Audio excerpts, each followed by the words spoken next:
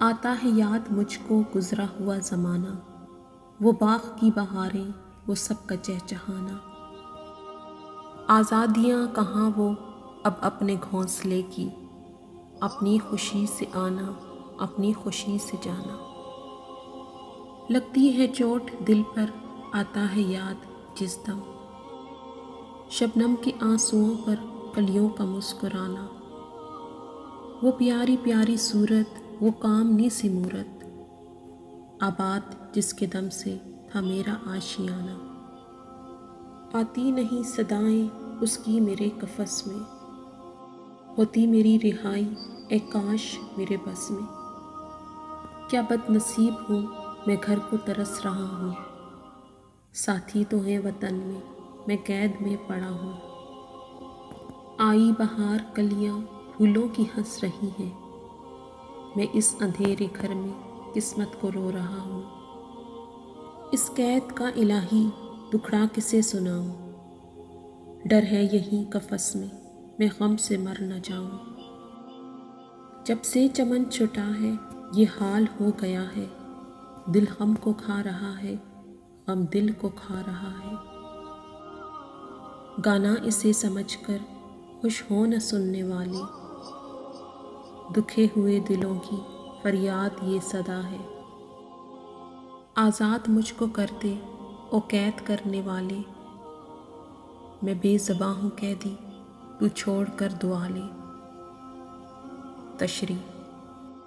بچوں کے لیے علامہ اقبال کی یہ نظم پرندے کی فریاد برطانیہ کے ایک شاعر ولیم کوپر کی نظم کا اردو ترجمہ ہے۔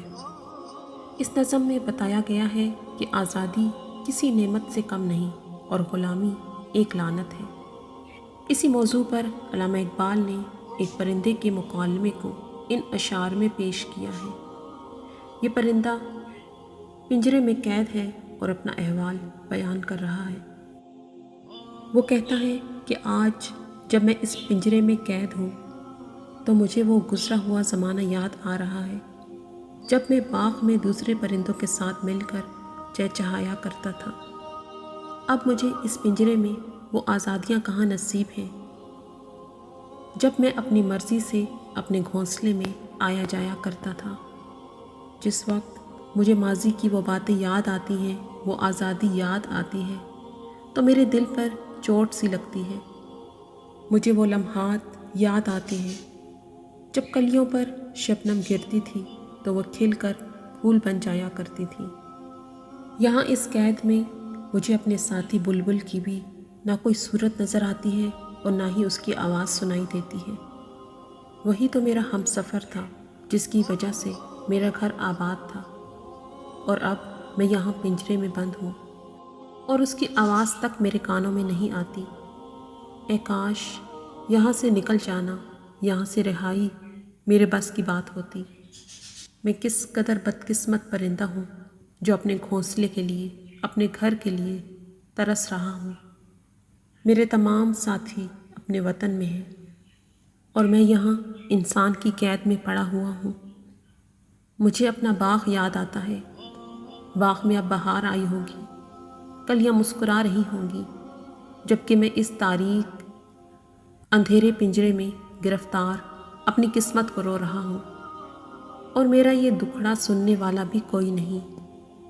مجھے تو اب یہ ڈر ہے کہ آزادی کے غم میں کہیں میں اپنی جان سے بھی ہاتھ نہ دھو بیٹھوں۔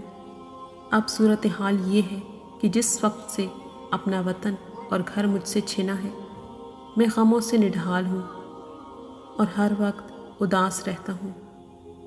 میں جس لے میں فریاد کر رہا ہوں، اسے گانا سمجھ کر سننے والوں کو لطف اندوز نہیں ہونا چاہیے، بلکہ یہ تو ایک دکھے ہوئے دل کی فریاد ہے۔